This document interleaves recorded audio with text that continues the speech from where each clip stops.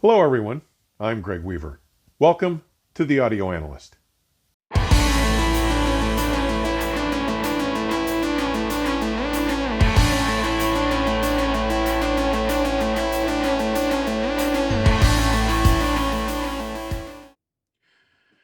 When I learned that the von Schweikert Audio VR.30 Foundation loudspeakers were going to land here at Audio Analyst Central on Thursday, August 14th, and that my longtime friend and industry colleague, Damon von Schweikert, the CEO, president, and leader of product development at von Schweikert Audio, would arrive the following day, Friday the 15th, to both assist with their installation and setup, as well as to upgrade the original amplifiers in my reference ULTRA.nines to the current Foundation series of amplifiers, I was understandably enthused.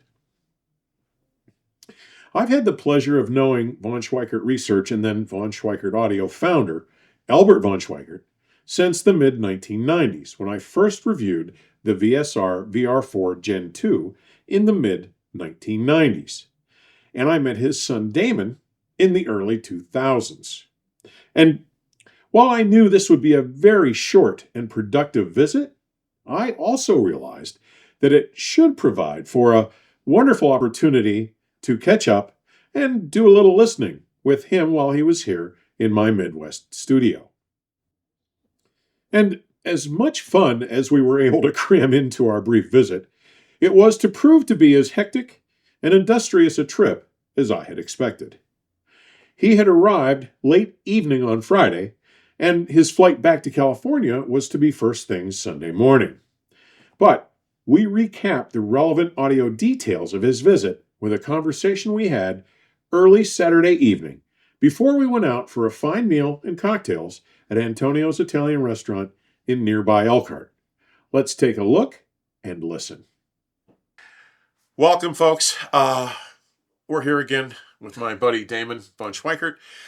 We were talking about this. I've known you for what, 25 years? Mm-hmm. Something like that. Mm-hmm. It's been a while. I've known your father. I knew your dad a little longer. At least half my life. Yeah. Well, now you're making me feel old, brother.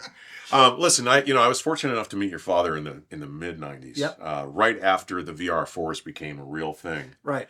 And at a show. Yeah. The first time I met him in person, we talked a lot. First time I met him in person, I think we talked about this. It was at the Stereophile show at the Palmer Hotel. Right. It was what, 96 Chicago? or 97 in Yeah. Chicago, Right. somewhere in there. Yep. And we had a blast. Yeah. I remember him coming back from that show. I was busy at the factory, but yeah. Well, I'm sure he kept you. He loved the Chicago shows back then. Dude, that's why when AXPONA came in 2014, when you guys, I was like, Albert's there. He was very excited to participate. I'll bet. Once they came back. Yeah. I'll bet. And of course, he got a big room right away. Yeah. Oh, yeah. Now, listen, the reason, first of all, we know each other too well, so I apologize for the ramble. When I do these things, I don't call them interviews. These are conversations. Yeah. I've had some viewers complain, why do you keep talking so much? It's because I'm not doing an interview. I'm talking with my friends. We're having a conversation. Right. I hope you understand and you get it. But I put this guy to work today. He flew in late last night. We took, as you've probably seen from earlier episodes, the VR30s are here. This will be the first review, yes? First video review, yes. Mm-hmm. So we brought them down the steps. They're compared to my ULTRA.nines, they're a piece of cake. Two of us can manage it. Yeah. We got them plugged in and warmed up and set up a little bit. Then this morning, we came back, we got breakfast, and I put you to work.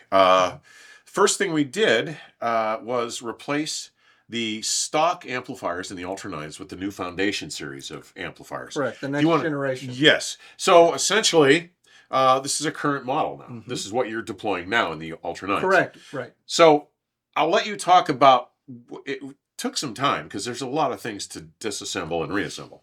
Yes. When we did it, when we changed the first one, first of all, we moved the speed. We had to turn it around to change it. Right. We just put it back and hooked it up to make sure it worked. Mm-hmm. I didn't say anything because it wasn't reasonable. It was half a channel. Yeah, or half a system. When you did the second one, we turned it around. Again, they were not set up specifically. They were just turned around to make sure they were working. Yeah.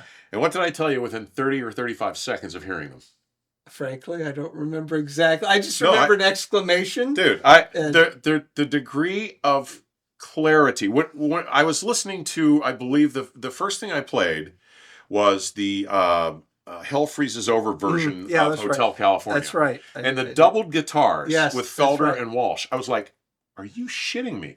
There was a degree of clarity there, and not just resolution, but a transparency to those instruments. And they weren't even set. I mean, the speakers No. were just turned around. Right. But the amplifiers, the difference that they made in terms of overall clarity from the bass all the way up to the top, which I haven't really listened to any. Well, I think length. I think we should clarify Yeah. for people that don't know that on the ULTRA.nine it has a integrated 15 on the rear, and what we're talking about is the amplifier for the that 15. For that 15. Not for the front, not for the not for anything, just the 15. And the biggest thing when I try to explain what the differences are is the lowering of the noise floor. And I found it hard to believe the first time I experienced it 20 years ago or whatever, where I put a high quality power cord on one of those subwoofers, and I couldn't believe how much better the mids and highs sounded, because you're just the absence of distortion of whatever kind. It affects the entire frequency range. It does. And so the fact that the guitar sounded better, even though we just changed the amp on the sub, it was ridiculous. It's ridiculous. Yeah. So that took some time, and I'm not going to lie. We took a lunch break. Stella helped a couple of times. Yes, she did. And you're so graceful with dogs. I mean, she was I'm a licking dog you person. clearly. And I'm surprised that She hasn't appeared? Yeah, she will. She'll show up. She hears me talking. She'll come over. So, but then we got to the real reason for being here. This was a benefit that I got from me being here. This was a wonderful benefit. Absolutely. Oh, dude, I was thrilled. But we set up the VR.30s in virtually no time. We did a little bit of setup in terms of measurement, alignment, laser placing. We're not done. We have to do, the spikes are not with us. They'll be here Monday. We have a new spike package that we're because my floor is uneven over there, we know we're not right. I know, but I got to tell you, I think that the fact that we ended up with the 30s very close to where the front of the ULTRA.nines are, and yet we're getting such a similar sound stage. It's easy to get great sound in this, especially when it comes to imaging in this room, but it also begs for that type of micro adjustment. That final, which you could spend a lot of time. Well, with, and I've got at least 4 or 5 weeks with these. The next set of speakers coming for review will be the week of September 25th. Will be so we've got 5 weeks or so. That's when we're shooting this, in case you can't tell. But what's amazing to me is so one of the things that I have always said about von Schweikert speakers is anything you guys have ever built with Ambiance Retrieval, there has, in my experience, which I've been doing this for a couple of weeks now. You've had a couple models over the years. Well, I've had a few speakers over the years. But I've yet to hear any speaker from any other manufacturer that can create the layering, the dimensionality, the corporality, the believability of reaching out and being able to touch something in the soundstage or its image in size and shape and physical nature as von Schweikert's, especially the ones with rear ambience. The difference is staggering. And these do that. This is the VR30 is the entry-level VR, is it not? That's correct. Yeah. And now, granted, prior to this, it was $85,000 with a VR50. Which weren't bad. But this, I heard these at Capital Audiofest, or not, sorry. Yeah, it was Capital Audiofest. And I did an episode number 201, which I've linked in this. And I was, it was a small room. It was a really good showing, but I was dying to get him here. And I appreciate your pointing out this room is really good. It is. It's shockingly good. I don't want to say it's easy to get good sound, but I mean, we just plopped them, kind of put them in the general area, and we were already getting very close to final stage imaging and the depth of sound stage. I mean, it's just, and there's things going on 15 feet behind my front wall. Right. And the other thing is, people can't see this, but you get all the weight and impact, but none of the none of the standing wave. Like, Well, the room doesn't load. No, it doesn't load. So you can go online and look at the drawings of the room, but essentially the room is 46 feet long by 13 feet wide. So two things. At 46 feet, I can get a 24 hertz note full wave in here. The fact is there are two separate doorways that are different sizes, different shapes, and they're not symmetrically placed. And they open into a room exactly the same size on the other side. So they're basically aperiodic vents into another room. So the room does not load. Now, if you go into my bathroom down here, okay. But this room is remarkably clean. It does not load. There she is. Oh, excuse me. Hi, Boo-Boo. So if we had any particular message to share about the VR30, I suspect that it would hinge around one word, which would be value. And my reason for saying that is these new 7.5 inch cells, 7 inch cells. When you told me what you were doing and I looked up this driver, I wrote back to you and said, dude, the specs on these things are ridiculous. They're expensive drivers. The motors, hi baby. The motors are fabulous. And what they do in here, now, I'm not going to say it's the same as having my 15-inch subs with my 9s. But once I get them spiked and get everything done, what I've heard so far leads me to believe that everything I've heard it shows, I'm going to surpass here by far. And that the value here, granted, I can't say that $59,000 is cheap. I'm not saying that. What I'm saying is, I don't think there's another speaker under 100-ish grand, maybe, well, from you guys maybe, but anything from a competitor under 100 grand that can begin to compete with resolution capability, depth of extension at both ends, and the sheer physics, the reality, the creation of the sense of stuff in front, people in front of you, musicians in front of you. That's something that von Schweikert, I fell in love with back with my original VR4 Gen 2s. For me, I agree with you. 59,000 is a very, it's a pricey point for a loudspeaker, but it's also very competitive. Today it is. And we knew we were coming into that space, and we kind of wanted to come in swinging, and we put a lot in the build cost, the build of goods, those drivers included, but.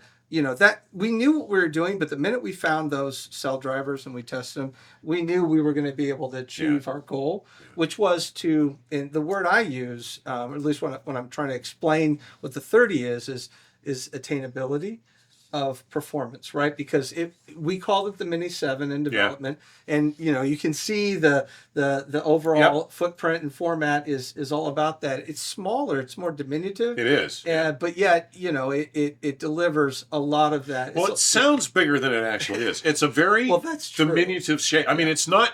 Look. A lot of people come in here and look at my 9s, and because it's a big room, they're like, oh. And then when they walk beside them and realize how deep they are and how much is behind them, they're like, holy shite.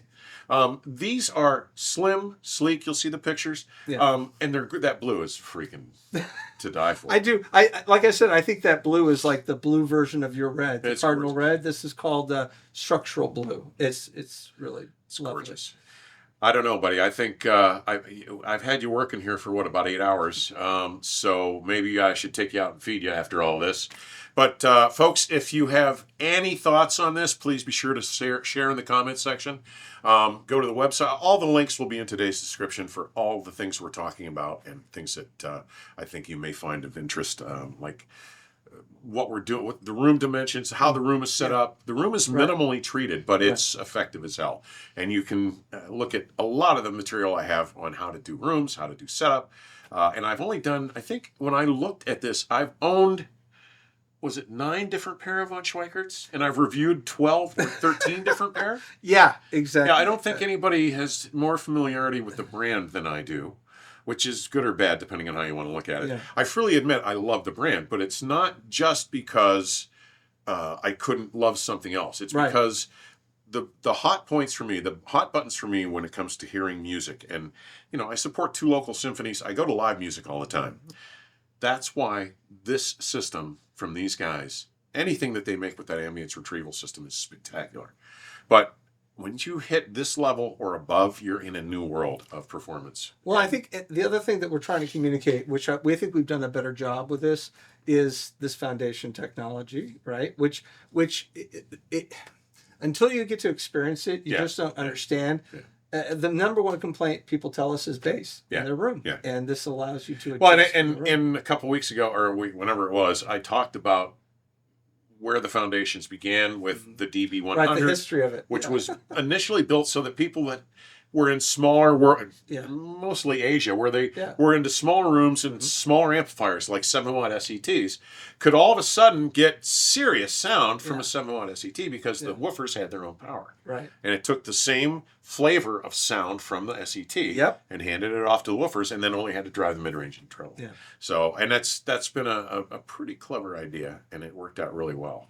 And this, I'm dying to get these completely dialed in. Right. Because we only spent 45 minutes or an hour trying this, and we got pretty amazing results. Yeah. So, folks, I'll shut up now. Thank you so much, buddy, for coming and taking the time and for sharing this with the folks. So, safe travels, and I'll talk to you again soon. Thank you. All right, folks, we'll talk to you again. See you. Damon, my simple thank yous are hardly adequate, but it was so good of you to make the time to visit and to address these matters. And while I will have much more to say about both the VR.thirty Foundations, including a full formal review, I will also present the remarkably relevant impact the upgrading of the amplifiers for the ULTRA.nines subwoofers has provided. For now, I will only add that the VR.thirty Foundations, at a retail price of $59,000, really impressed me, even more than I had expected, and even after hearing them at several shows. Replacing all variants of the VR55 series, they are the most affordable of the virtual reality series of the current VSA product lineup. And they must be seen as the logical progression of products that started with the introduction of the original $60,000 a pair VR55 Actives. Hi, baby. Hi. Introduced at Rocky Mountain Audiofest 2013, when my reference loudspeakers for 5 years, which were followed by the $85,000 a pair VR55 Mark II SEs, then the current $85,000 a pair VR50. The value that it brings in both its diminutive size and elevated performance is simply remarkable. The application of the remarkably accomplished Accuton AS-168, an advanced 7-inch bass driver with an aluminum honeycomb sandwich dome and overhung motor, with its high internal damping, delivers remarkably linear excursion and ultra-low distortion. With simply amazing performance, including negligible delay and energy storage, its hidden surround and newly developed spider shape allow for huge excursion with seemingly no compression. And the resultant effect of the new Foundation series of fully configurable amplifiers to drive the 15-inch integrated subwoofers in my ULTRA.nines is beyond scary good. They bring a newfound level of clarity and precision, covering the bandwidth from subsonic through the lower treble that I simply would not have believed possible before they were run in and tuned. Unlike other designs employing active DSP strategies with their potential for audible latency, overprocessing, or digital clipping, the Foundation approach implemented by VSA allows the full range of the signal to pass entirely through their sophisticated and advanced analog crossover network. This allows the uncompromised tonal characteristics of the power amplifier to pass directly on to the ULTRA.nines 800-watt subwoofer amplifiers without compromise, while offering the increased dynamics and precise adjustment of your in-room bass response. With complete incremental variability of the subwoofer's gain, low frequency adjustment, crossover point, and phase, this system, along with its full adjustability of the tweeter array, the super tweeter, and the ambient array, brings the ability to more completely and perfectly integrate the ULTRA.nines performance to your chosen acoustic environment. And let me tell you, once you experience the ULTRA.nines' unparalleled performance, you will be hard-pressed to accept the performance of any lesser loudspeaker. Now, I will have a lot more to say about both these matters in upcoming episodes, so be sure you are subscribed so you can stay up to date and receive notifications when the new episodes drop. As always, thank you for watching today. Further information on supporting the channel and my efforts may be found in today's description section or at my companion website, theaudioanalyst.com. Please stay safe and keep the music playing. Till next time, cheers.